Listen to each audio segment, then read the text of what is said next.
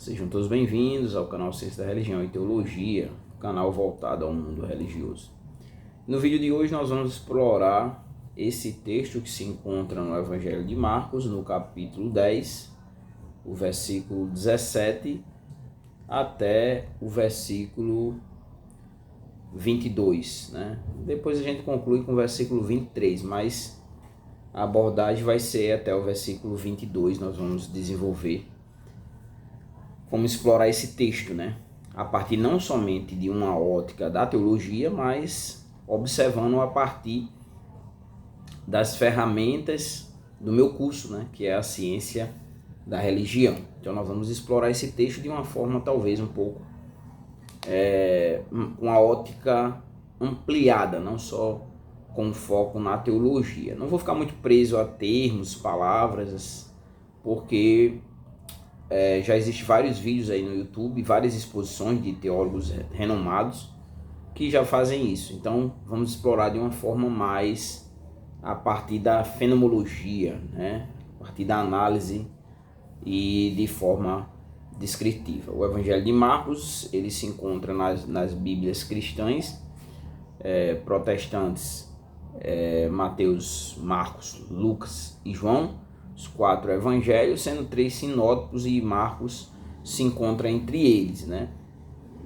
O Evangelho de Marcos é o evangelho com menor quantidade de capítulos, né? Só são 16 capítulos, e é um evangelho, eu não diria resumido, mas um evangelho mais direto, né? Um evangelho mais que não expande muito, mas traz os fatos não de uma forma resumida, mas de uma forma mais direta. Então vamos abordar esse texto. Normalmente nas epígrafes das Bíblias, e no caso aqui na minha epígrafe, o título, né, que é dado aqui no texto é o jovem rico, né? Normalmente as Bíblias vão ter o homem rico, o jovem rico, mas o que predomina nas epígrafes é o jovem rico. E esse texto em específico, ele vai narrar o encontro de Jesus, né, com esse homem, que tem uma característica, o texto diz que ele era rico, né, mas que esse homem tinha, a gente vai explorar mais à frente, mas aqui eu já posso dar uma pincelada. Esse homem tinha um questionamento interior, mesmo sendo religioso, lembrando que ele era um praticante do judaísmo, que nós vamos ver que ele vai usar como referência religiosa o judaísmo. Então ele era alguém que praticava, que vivia uma prática judaica, né? A religiosidade dele, a religião dele era o judaísmo, e ele vai até Jesus. E esse episódio em específico, ele traz alguns destaques. E quais seriam então os destaques, né? De uma forma geral, a importância de priorizar o reino de Deus sobre as posses materiais, e também traz uma observação sobre o desafio do discipulado. Tudo girando em torno de uma pergunta, né? Ele buscava saber sobre a vida eterna. Nós vamos já explorar essa compreensão a partir do mundo religioso em si, né? Que é uma busca que todas as religiões buscam responder. Então vamos explorar os versículos, né? Esses do versículo 17 até o versículo 22 do capítulo 10 de Marcos, finalizando com o versículo 23. A primeira coisa vai ser o encontro de Jesus, né? O Messias, que o povo judeu aguardava, no entanto não o reconhece, né? E esse homem, ou esse jovem rico. O texto, o versículo 17, né, vai dizer que o primeiro ponto é que esse jovem ele vai correr em direção até Jesus. Versículo 17. Vou ler e depois a gente vai explorando parte a parte desse versículo. Quando Jesus saiu, correu para ele um homem que se ajoelhou diante dele e perguntou: Bom mestre, que farei para herdar a vida eterna?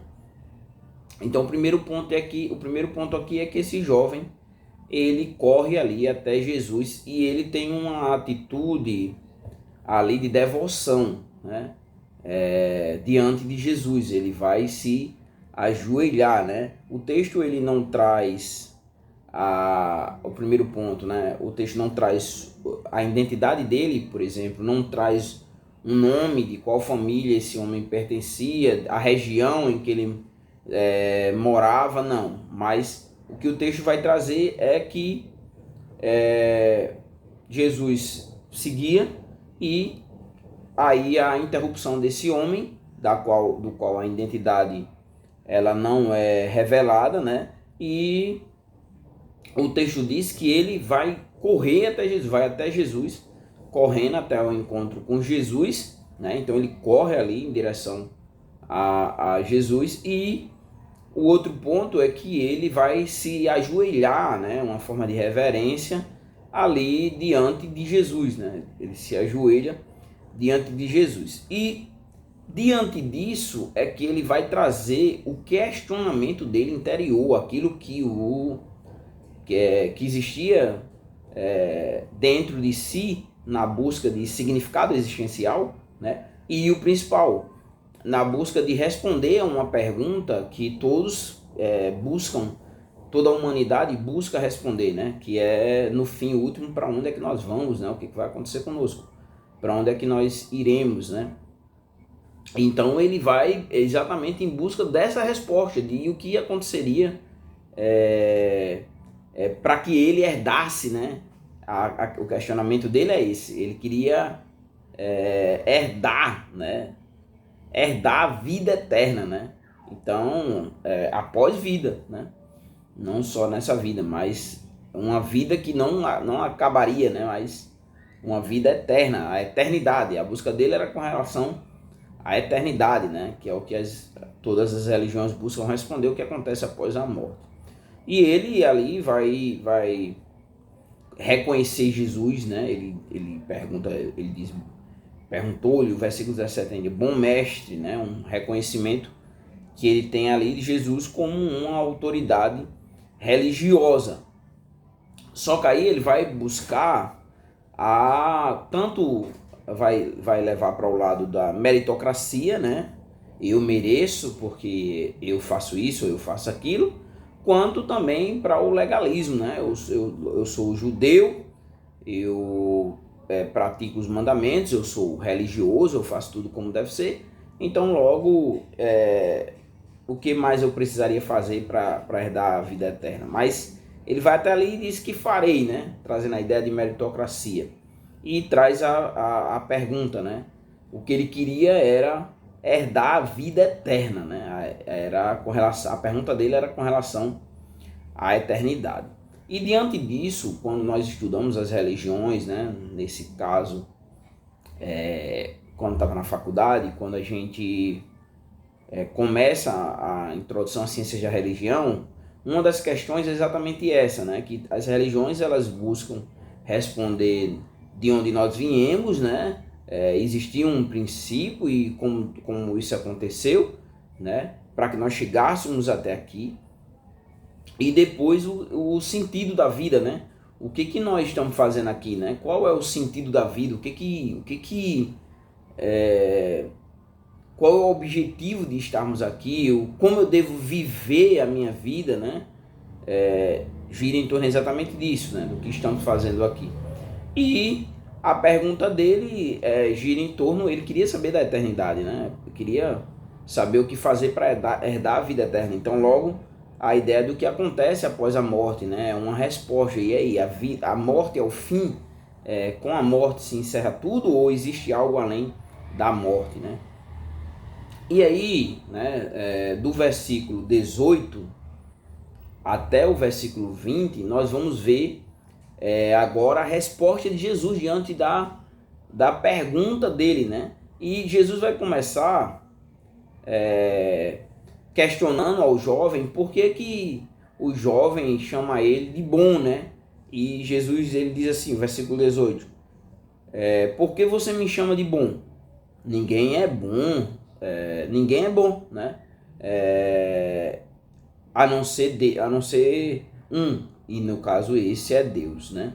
E é interessante porque, fazendo aqui uma conexão com um texto de Romanos que o apóstolo Paulo escreveu, mais precisamente no capítulo 3 e o versículo 12, o apóstolo Paulo diz que todos se extraviaram e juntamente se tornaram inúteis. Não há quem faça o bem, não há nenhum sequer, né? Então, aqui a pergunta do jovem, Jesus questiona exatamente isso, né?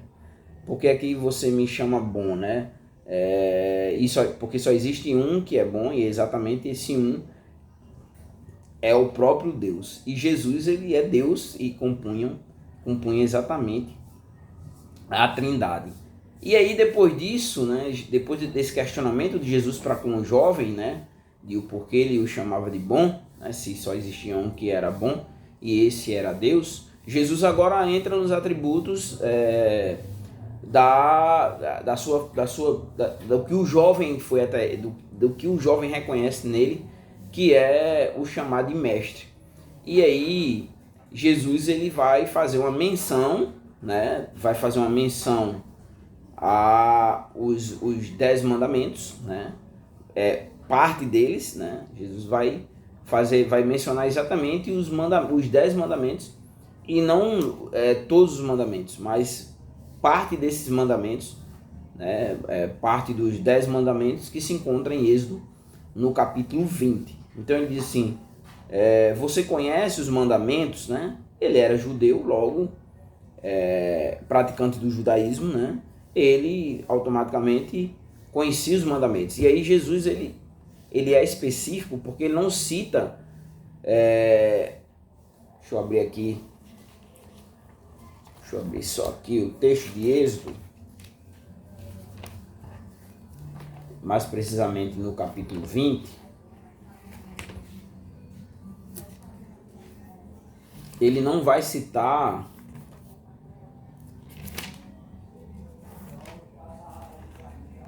essa é a parte interessante desse texto aqui.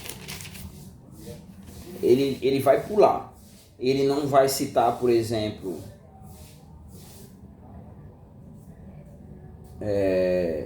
não terás outros deuses além de mim, não farás para ti imagem, escultura, né? Não tomarás o nome do Senhor teu Deus em vão. E aí, e também o texto, o mandamento de lembra-te do dia de sábado, guardar o sábado, né? Para o santificar. Então, Jesus pula esses mandamentos, vai para os outros. Então, qual que Jesus cita? Né? Quando ele questiona exatamente se ele conhecia os mandamentos, né? E Jesus vai citar: não mate, os subsequentes: não mate, não cometa adultério, não furte, não dê falso testemunho, não defraude ninguém e honra o teu pai e tua mãe, né? Então, os mandamentos que Jesus faz a referência, se ele conhecia, né? É exatamente aqueles relacionados à relação do homem e o seu próximo, a relação do homem e o seu próximo. E aí nós temos a resposta do jovem, né? Nós temos a resposta dele aqui no versículo 20, né? O jovem, ele vai afirmar que obedecia esses mandamentos desde a sua juventude, né? Versículo 20 diz: então o homem respondeu: mestre, tudo isso eu tenho observado, né? Então o que nós vemos é que ele se via como um cumpridor dos mandamentos, né? E aí quando ele traz aqui, e ele diz, né, desde a minha juventude. Então ele vai fazer uma retrospectiva existencial e vai dizer: não, eu cumpro isso aí, eu vivo, realmente eu vivencio isso aí, né? E aí é onde nós chegamos ao ápice do texto, né? Essa terceira parte do texto, que vai exatamente do versículo 21 até o versículo 22, que vai ser o ápice do texto, né? Que vai ser o desafio de Jesus. Aqui nós temos uma observação. é que Jesus vai ter duas atitudes, né? Esse desafio implica dois momentos. Primeiro, o primeiro momento é que Jesus ele vai olhar para o jovem com amor. Então ele, como mestre, né, reconhecido pelo próprio jovem, uma autoridade religiosa, ele vai reconhecer, Jesus vai olhar para ele, a resposta de Jesus, o diálogo que Jesus está tendo com esse jovem é um diálogo amoroso, né? Jesus tenta passar o ensinamento através da pergunta que ele fez, né? Ele queria herdar a vida eterna. Então, Jesus está tendo uma atitude empática, né? De empatia, né? Para com o jovem. E é exatamente isso que o versículo 21 vai nos trazer, né? Que ele vai olhar para o jovem com amor e vai trazer o desafio, que é um só desafio. Você observa, Jesus não disse faça isso, faça aquilo, faça aquilo. Primeiro Jesus questiona se ele conhecia os mandamentos, e ele disse que cumpria desde a sua juventude. E agora Jesus vai trazer para ele que restava ainda uma coisa que ele deveria estar fazendo, né? Então Jesus, faltava só uma coisa, fazendo isso ele herdaria a vida eterna. Então o texto diz, o versículo 28, Jesus olhando para ele com amor, né? Jesus ali é empático diante daquele jovem, né? E disse, só uma coisa falta a você, né? Então, para que ele herdasse a vida eterna, só restava mais uma coisa a ser feita. Coisa boa, né?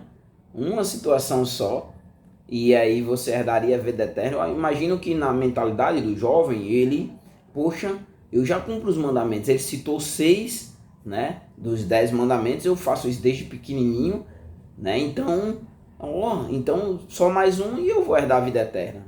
E aí Jesus começa dizendo vá, né? Já traz a ideia de atitude, né? Para que o jovem ele caminhasse para cumprir essa coisa que o faltava. E aí é onde Jesus traz, né? Venda tudo, né? Que era exatamente, Jesus ele vai entrar num ponto dessa coisa que o faltava, que é exatamente aquilo que impedia, né, e que impediria, né, impediu, né, o jovem de herdar a vida eterna, né?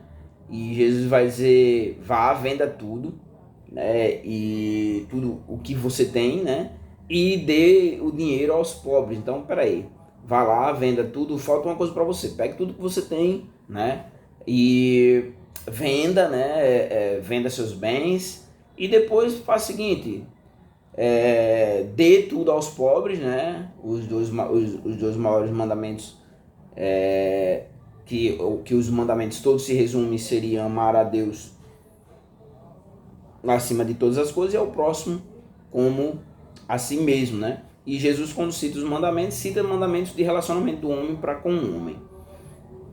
E aí Jesus vai dizer exatamente isso, né? Você fazendo isso, você terá um tesouro no céu, né? Então, ele queria saber o que fazer para herdar. Ele queria herdar algo. Para herdar algo, né, relacionado, que no caso aqui estava uma relação direta com a eternidade, ele tinha que abrir mão dos bens materiais, todos esses bens materiais, e aquilo que era tesouro material humano, existencial, né, ele transformaria esse tesouro material num tesouro eterno, né? Porque ele teria um tesouro em outro lugar, que é exatamente em cima daquilo, ele queria herdar a vida eterna, e o tesouro, ele teria esse tesouro, o texto vai dizer, você terá um tesouro no céu, né? E aí depois uma condicionante, né?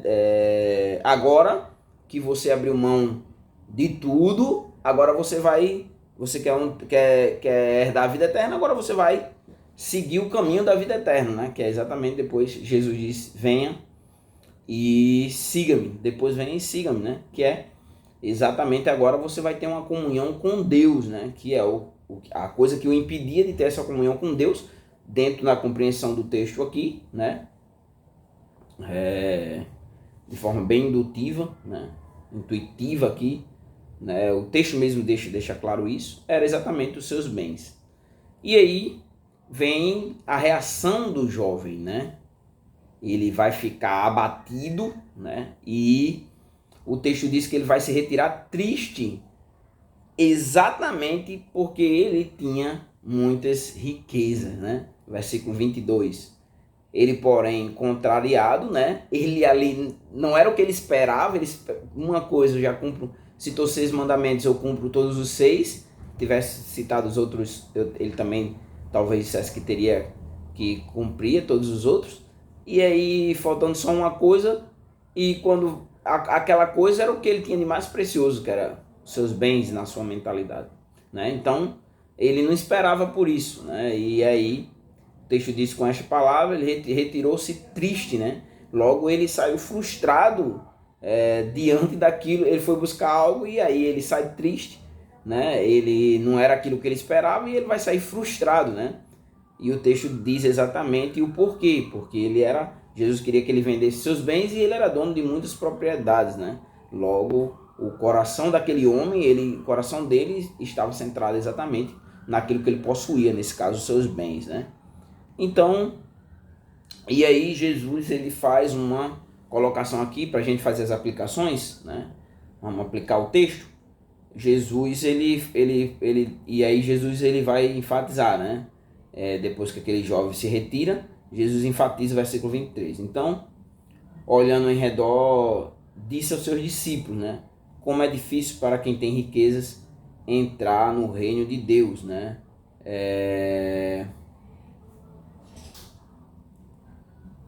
E o versículo 25 diz assim: é mais fácil um camelo passar pelo fundo de uma agulha do que um rico entrar no reino de Deus, né? Então, ele traz aqui, né, que a riqueza é um fator que dificulta, né, os ricos de adentrarem o reino de Deus, né? Que a sua confiança deixa de ser no próprio Deus e passa a ser nos seus bens. Esses dias eu estava até pensando sobre isso, porque a gente vive uma vida intensa de buscando conquistar, né, os bens materiais, uma vida boa, uma vida melhor, e muitas vezes isso se acaba em segundos com uma doença, uma situação adversa, uma enfermidade, e nossa vida se encerra, né? Posto fim à nossa vida exatamente em cima daquilo que a gente buscava, e muitas vezes o sentido da nossa vida acaba sendo um sentido totalmente deficitário, já que em um fim último, né, nada disso teve importância, né? Trazendo a ideia exatamente do que prega, talvez, do que ensina o budismo, né, que é o caminho do meio, né, o caminho da moderação. Então, voltando aqui para o texto e trazendo algumas aplicações, né? A questão é a seguinte: diante dessa situação, da vida desse homem que foi até Jesus, desse texto aqui, dessa história, né? O que nós podemos tirar para a nossa vida? O que isso se aplicaria à sua vida? Tá bom, tudo isso aconteceu com esse jovem, eu não vivo esse tipo de coisa, mas como eu aplicaria então a minha vida? O que isso traz de lição para a minha vida, né? A questão, o primeiro ponto é com relação à prioridade espiritual sobre a material, né? Então, a verdadeira riqueza de um cristão, né, ela deve estar estar em Cristo, né? E a verdadeira riqueza deve estar exatamente em seguir a Cristo e não nas posses materiais. Não que não possamos buscar ter uma vida melhor, mas a verdadeira riqueza para um cristão, né, deve ser ele seguir a Jesus como seu único e suficiente Salvador, né? E aí a gente pode refletir da seguinte forma, né? Trazer a seguinte reflexão: se nós estamos dispostos a abrir mão de bens materiais para seguir Jesus, ou se aquilo que nós temos, né? E aí aqui nós falamos do materialismo, das nossas posses, né? Mas nós poderíamos ir adiante e questionar se tem alguma coisa que seria mais importante nas nossas vidas do que o próprio Senhor, né? É um questionamento que você deve fazer. Uma outra aplicação, uma segunda aplicação, né, é com relação à obediência completa a Cristo, né? Logo que muitas pessoas elas querem seguir Jesus, mas querem obedecer uma parte do que Jesus cobra delas e não o tudo, né? Não, vou obedecer só isso aqui, né? Esses mandamentos aqui eu obedeço, esses outros aqui eu não obedeço, né? Que foi exatamente aquilo que o jovem fez, né?